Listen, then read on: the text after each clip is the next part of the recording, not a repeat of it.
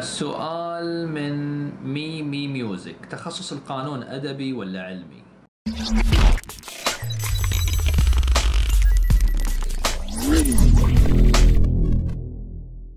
هلا والله. جاء الوقت اللي أتكلم فيه عن الجامعة السعودية الإلكترونية أو أجاوب أسئلتكم اللي سألتوني وياها في الكومنت على فيديو الجامعة السعودية الإلكترونية. أعلى فيديو في القناة جايب 650 تقريبا ألف مشاهدة في 300 وشي كومنت، بينما فيديو الجامعة السعودية الإلكترونية فيه 54 ألف مشاهدة والكومنت عليه 520 كومنت. فأحييكم وأحيي كل شخص مهتم في الدراسة وحاب أنه يكمل دراسته، ومن واجبي أنا كزميل كأخ أني أساعدكم بالمعلومات اللي أعرفها وأجاوب على كل أسئلتكم. خلونا الحين نبدأ نجاوب على الأسئلة. نبدأ بأول اسم، وشلول. يقول: أنا عسكري، هل دوامها ليلي ولا صباح؟ أول محاضرة تبدأ في الجدول الساعة 3 العصر، فدوامها ليلي. أختنا ريما تسأل تقول: كم الرسوم؟ سؤال الرسوم دائما يتكرر، وعلشان أجاوبه وأخليه واضح جدا لكل شخص حاب يعرف كم رسوم الجامعة السعودية الإلكترونية إذا ما تغيرت في المستقبل، هذا الجواب راح يستمر معاكم. الساعة الأكاديمية في الجامعة السعودية الإلكترونية 130 ريال. كيف أنا أحسب تكلفة الدراسة مثلا بالسمستر؟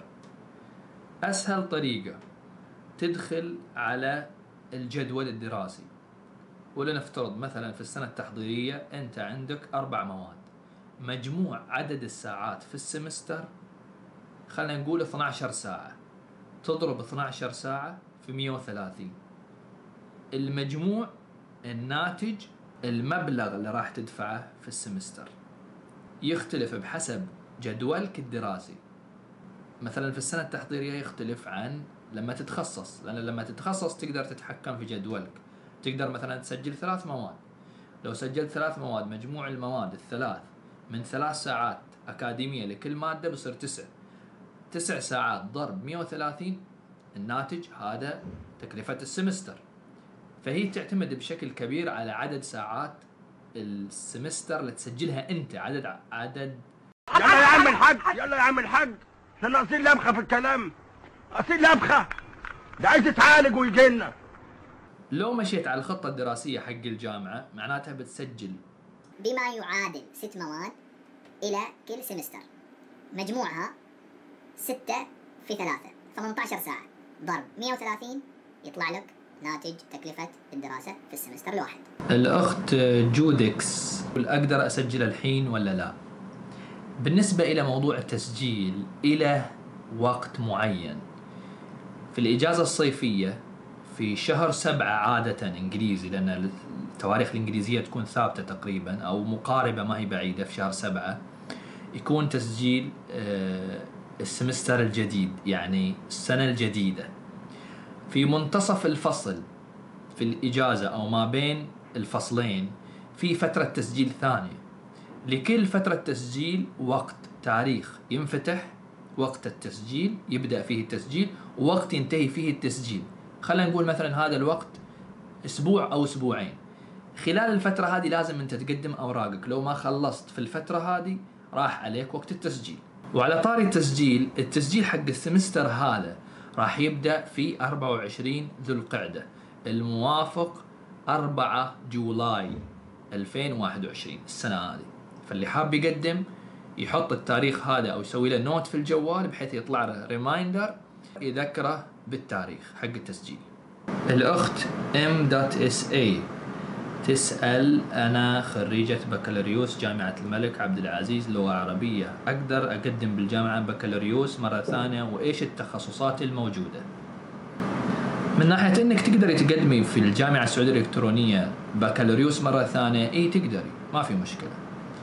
أما التخصصات الموجودة فتلاقوها موجودة في موقع الجامعة في قسم الكليات، تدخلي على الكليات والكليات تطلع تحت كل كلية التخصصات اللي موجودة فيها. كلية دراسات العلوم الإدارية والمالية، كلية تقنية المعلومات والحوسبة، كلية الدراسات العلمية والنظرية.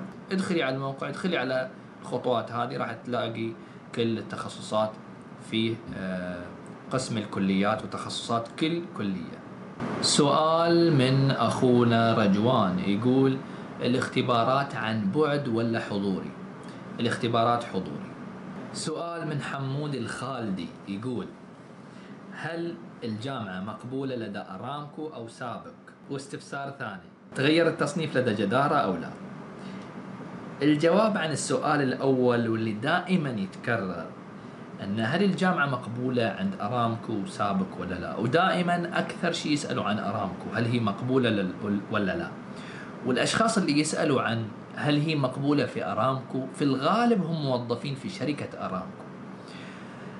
الموظف في شركة أرامكو سواء كانت الجامعة مقبولة أو لا، إذا كان يبحث عن الترقية في مجال عمله، فأساسا أرامكو ما تضمن لك الترقية لأن أنت درست في جامعة وتخرجت، سواء كانت مقبولة ومعتمدة أو لا. هذا الشيء موجود في العقد اللي بينك وبينهم أو في البري أبروفال اللي يعطوك وياه حتى أنت تدرس في جامعة. الشركة تقول في عقودها إن هي ما هي ملزومة ولا هي مجبورة إن هي تعطيك علاوة، لأن الشهادة حقتك تغيرت من ثانوية إلى جامعية. هذا بالنسبة إلى الموظفين سواء كنت في جامعة مقبولة أو غير مقبولة.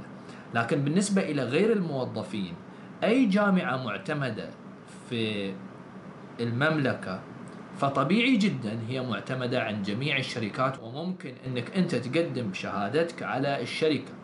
ولكن هل هي تقبلك؟ هل أنت تكون مثلا من الأولويات بالنسبة إلى الجامعة مقارنة بأصحاب الشهادات الجامعات المنتظمة والشهادات الجامعات اللي أسمائها وسمعتها مثلا أفضل من جامعات ثانية في التنافس؟ فهذا يعتمد كله على بعض الأمور وكيف يعني هم ماشيين عليها كبروسس. الأخت فاطمة تسأل هنا: أنا أجنبية ونسبتي 95 يقبلوني؟ الأجانب يقبلوهم طبعا، وفي مفاضلة في النسب أكيد، ونسبتش كويسة وعالية، فليش الأولوية كنسبة.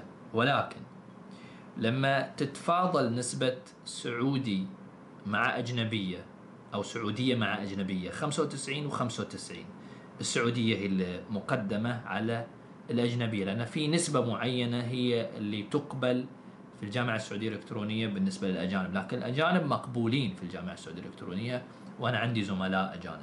حمود X10 يسأل يقول: شنو التخصصات اللي بالعربي؟ التخصصات في الجامعة السعودية الإلكترونية باللغة العربية 2، قانون وإعلام. لكن هذه التخصصات ما هي متوفرة في كل الفروع، وإن شاء الله يوفروها في كل الفروع. أخونا ريان يسأل سؤال ظريف: أنا متخرج من الثانوية، عادي أدخلها؟ سؤال من أيام PA: طيب يمدي أحول لجامعة الإمام؟ يمدي تحول لجامعة الإمام إذا كانت جامعة الإمام أنظمتها وقوانينها تسمح بأن هي تعادل لك مواد وتكمل دراستك هناك، فهذا يعتمد على جامعة الإمام. سؤال من WWM: كل المواد بالإنجليش، كل التخصصات بالإنجليش ما عدا القانون والإعلام. مثل اللهيب: أنا قبلوني تخصص إعلام الرقمي، بسألكم الجامعة فيها مكافآت؟ الأخت أمل عبد الله تسأل: في تسجيل جامعات منطقة الرياض لازم نسبة تحصيلي وقدرات ولا بس معدل الدراسي ثانوي؟ أتمنى الرد. بالنسبة إلى ما أدري إذا كنت تقصد الجامعة السعودية الإلكترونية، إلى الآن القدرات والتحصيلي ما هو إلزامي، يعتمدوا على معدل نسبة التخرج من الثانوية بس. يقول واحد أو واحدة اسمها آر أو اسمها آر: وش ذا الشرح؟ كلنا نعرف ندخل الموقع ونقرأ، ما تكلمت كم رسوم الدراسة وهل معتمدة ولا وقت الوظائف؟ يقولون ما تفيدك دي الشهادة، وهل أقدر أكمل ماستر ولا وهل عندهم تخصصات هندسية ولا؟ اوكي، خلينا نعدي موضوع الشرح ونبدأ في موضوع الرسوم تكلمنا عنه في الجواب اللي قبل شوي. وهل معتمدة ولا لا معتمدة؟ وهل تفيدك ولا لا؟ أكيد إذا كنت إنسان تبغى تتعلم وتجمع معلومات وتفهم أكيد بتفيدك، لكن إذا أنت تبغى بس ورقة وشهادة، لو تدرس في أرقى جامعة ما راح تفيدك. الشهادة الورقة نفسها كشهادة ما راح تفيدك. هل أقدر أكمل ماستر؟ إيه تقدري تكملي ماستر. هل عندهم تخصصات هندسية؟ لا، ما عندهم تخصصات هندسية. الأخت تقى المحمدية تسأل: السلام عليكم. وعليكم السلام. هل إذا حددوا مستواي بالإنجليزي ضعيف أكمل معاهم ولا يطردوني؟ طبعا تكملي معاهم، لكن إذا ما نجحتي في الإنجليزي وعطوش فرصة ثانية وما نجحتي في الإنجليزي، نهاية المطاف ما راح تقدري تكملي الدراسة. الأخت مرام تسأل: الحين اللي يجيب معدل عالي يعفى من الرسوم أو لا؟ بليز رد. أتوقع هذه الميزة كانت موجودة وبعدين ألغوها، حاجة زي كده. ندى سعيد تسأل: طيب كم أدنى النسبة للقبول؟ نسبة القبول ما في أدنى نسبة قبول، في مفاضلة بين النسب بشكل عام، بس ما في الجامعة ما كاتبين مثلا نسبة أقل نسبة تنقبل مثلا 60 أو 70، ما في. الماء تسأل: هل شهادتها معترف بها دوليا؟ معترف بها دوليا. وفاء تسأل: طيب إذا سجلت في الجامعة الإلكترونية ما عاد يمدي أروح للجامعة تكون عن بعد طول الحياة طول ما أنا أدرس؟ الجامعة السعودية الإلكترونية الدراسة فيها مدمجة بين الحضور الحقيقي الفعلي الجسدي وبين الحضور الافتراضي. يعني مو تخيير، مو أنا أختار أبغى أحضر أونلاين عن بعد ولا أحضر في الجامعة، لا مو تخيير، إجباري، مدمج إجباري. يعني أنا عندي محاضرة حضورية فعلية لازم أروح الجامعة أحضر هناك بجسدي، أكون هناك نفسها. عندي فيها محاضرة يوم ثاني أو يوم وترك عندي محاضرة عن بعد. منوعات نت يسأل: استفسار لاهنتم اللي بالضمان يكون عليهم ولا لا؟ أكيد يقصد الرسوم اللي بالضمان. إذا كان عندهم ما يثبت لهم في الضمان في نظام يعفيهم عن الرسوم، بس ما أدري إذا كان مستمر ولا لا، أمانة ما أدري. أبو مشعل يسأل: هل الشهادة ذي يقبلونها ومعتمدة وأضمن الوظيفة إن شاء الله؟ سالفة إن هي معتمدة جاوبنا عن هذا السؤال، لكن تضمن الوظيفة هذه ولا واحد متخرج من كندا وأمريكا وأفضل الجامعات على مستوى العالم، مصنفة الأولى عالميا، يتخرج منها واحد يضمن وظيفة، هذه مو أكيدة. الأرزاق بيد الله.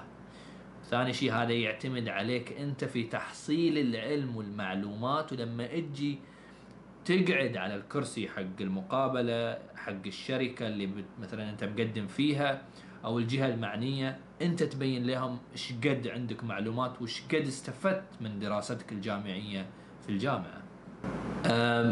تي ايه يسأل: كم الرسوم للأجانب ولازم إقامة؟ الرسوم للأجانب وللسعوديين نفس الشيء، ما في فرق، والإقامة طبعا لازم إقامة. الأخت سارة الجنبي تسأل أو الجنابي، معذرة لما قرأت الاسم صح: السلام عليكم ورحمة الله. وعليكم السلام ورحمة الله. ممكن أعرف هل قسم الشريعة موجود في الجامعة الإلكترونية؟ أرجو الرد وفقك الله. الشريعة ما في. الله يوفقنا وياكم لك الخير إن شاء الله. أريج تسأل: هل فيه قسم للبنين وقسم للبنات ولا بس بنين؟ فيها للبنات وفيها للبنين بس مو كل الفروع. رغد تسأل: في تخصص تمريض؟ تخصص تمريض ما في تخصص صحة عامة. السؤال من ترينر اند رايتر: طيب عادي اختبر كفايات او ايلتس قبل لا اسجل في الجامعة؟ اي عادي ما في اي مشكلة، واذا جبت الدرجة تقدر تعدي المادة، تسوي لها معادلة او تحذفها من سمستر سنة تحضيرية، وبعدين تقدم أوراقك على أن أنت ناجح في الآيلتس وجايب الدرجة المطلوبة في الجامعة. ولكن انتبه لا يكون تاريخها قديم، يعني لازم تكون الظاهر أقدم شيء أقدم مدة 3 شهور. ما أدري هذا وش أقرأها. ها يسأل: السلام عليكم. وعليكم السلام. أقدر أنقل من فرع إلى فرع مع تغيير التخصص؟ إيه، تقدر تنقل من فرع إلى فرع وتقدر تغير التخصص، لكن هذا البروسس ياخذ وقت طويل للأسف. مطر حامد يسأل: أخوي أنا متخرج دبلوم من جامعة آخر، أقدر أكمل فيها بكالوريوس بجامعة ذي؟ الدبلوم للأسف ما في تقديم بالدبلوم، تقديم بالشهادة الثانوية. عطايف XIXLS ما أدري وشو. طيب كيف أسجل؟ في رقم أتواصل معاهم وأسجل. التسجيل عن طريق الموقع، وفي رقم تتواصلي معاهم تحت في أسفل صفحة الجامعة السعودية الإلكترونية، في رقم موحد تتصلي عليه، بحط عليكم هنا. لكن التقديم عن طريق الموقع، وإن شاء الله راح أسوي شرح عن إلى طريقة التقديم في الجامعة السعودية الإلكترونية خطوة بخطوة بالتفصيل. فاللي مو مشترك في القناة يشترك ويفعل جرس التنبيه علشان إذا نزلت المقطع يكون هو جاهز، وبنزله في تاريخ اللي يفتحوا فيه إن شاء الله، يعني في نفس اليوم اللي يفتحوا فيه التقديم أو يوم ثاني إن شاء الله. سؤال من أخونا محمد شماسي: أخوك تصنيف شهادة التخرج انتظام؟ إي نعم انتظام. سؤال من مي ميوزك: تخصص القانون أدبي ولا علمي؟ يقبل الجميع. أخونا يزيد الحربي يقول: صباح الخير، كيف حالك؟ صباح النور والسرور، الحمد لله أنا طيب وبخير، وشكرا على السؤال. الله يسعدك أكثر وأكثر ويوفقك أيضا. ما قصرت على إنتاج الفيديو وإجابات أسئلة المتابعين في التعليقات. وعندي سؤال لو تكرمت. تفضل حبيبي. أنا عسكري، هل أقدر أدرس في الجامعة؟ وهل في بعض التسهيلات، مثلا لو كان عندي دوام هل تتساهل معي الجامعة في عدم حضور المحاضرة عن بعد؟ للأسف هذه القضية بالذات الأشخاص اللي عندهم دوامات متقلبة، يعني شفت مثلا أول ليل صباح ليل وما يقدر يحضر محاضرات الجامعة الحضورية، قد تؤثر عليه ويصيبه حرمان فما يقدر يكمل دراسته للأسف. فأفضل حل أنك تنسق بينك وبين عملك، بحيث أن أنت لو تاخذ إجازة يوم عشان تحضر، أو تشوف لك طريقة مثلا أنك تستأذن أو شيء وتحضر محاضراتك بدون ما يأثر على دراستك الجامعية. والله يوفقك إن شاء الله. أخونا عصام الشمري عنده سؤال حلو، يقول: الله يعطيك العافية. الله يعافيك. بخصوص حضور المحاضرات أونلاين، وقت محدد ولا أي وقت أنا أختاره؟ لا، وقت محدد، يعني يوميا الساعة 4 محاضراتك الحضورية، في مثلا يوم الأحد الساعة 4 محاضرة حضورية، يوم الثلاثة الساعة 4 محاضرة أونلاين نفس المادة. سؤال من GA يقول: أخوي هل أقدر أحول بعد التحضيري من كلية الإدارة المالية لكلية العلوم الصحية؟ تقدر. أخونا أبو فهد يقول: السلام عليكم. وعليكم السلام. ممكن أسأل كم سنة دراسة القانون؟ وهل الحضور لازم أدرس، يعني يكون معي كتب وغيره، أو يكون عن طريق الحاسب الآلي؟ وشكرا. نفس الكلام. مدة الدراسة تعتمد عليك أنت في تسجيل المواد، لأن لو مشيت على الخطة الدراسية راح تتخرج خلال 4 سنوات. لو تأخرت عن الخطة الدراسية وصرت تسجل كل سمستر مثلا 3 إلى 4 مواد، تتأخر شوي عن التخرج، ممكن تأخذها في 5 سنوات. فهذا يعتمد عليك أنت من ناحية المدة. أما بالنسبة إلى الدراسة فهي مدمج حضور وأونلاين. الكتب طبعا إلكترونية. أخونا بدر عنده سؤال يقول: هل يوجد صيفي؟ إيه في صيفي. السنة هذه أول سنة يتيحوا فيها الصيفي للتخصصات، كان الصيفي للمواد العامة فقط. بكذا نكون تقريبا غطينا كل الأسئلة. أتمنى أني يعني قدر الإمكان غطيت أغلب الأسئلة اللي جتني على اليوتيوب. إذا ما غطيتها أو نقص شيء أو يعني فاتني شيء أنا أعتذر. تقدروا تكتبوا لي كومنت تحت، وإن شاء الله أحاول قدر الإمكان أجاوب على أكبر قدر ممكن من الناس اللي عندها استفسارات وأسئلة. حسابي انستغرام موجود برضو في الوصف، تقدر تضيفني في الانستغرام وتكلمني على الدايركت هناك، وأرد عليك مباشرة بصوت أسهل في الإجابة على الكتابة وأسرع علشان الوقت. تمنياتي للجميع بالتوفيق، ولا تنسوا تنشروا الفيديو وتشتركوا في القناة، ونشوفكم على خير إن شاء الله. مع السلامة.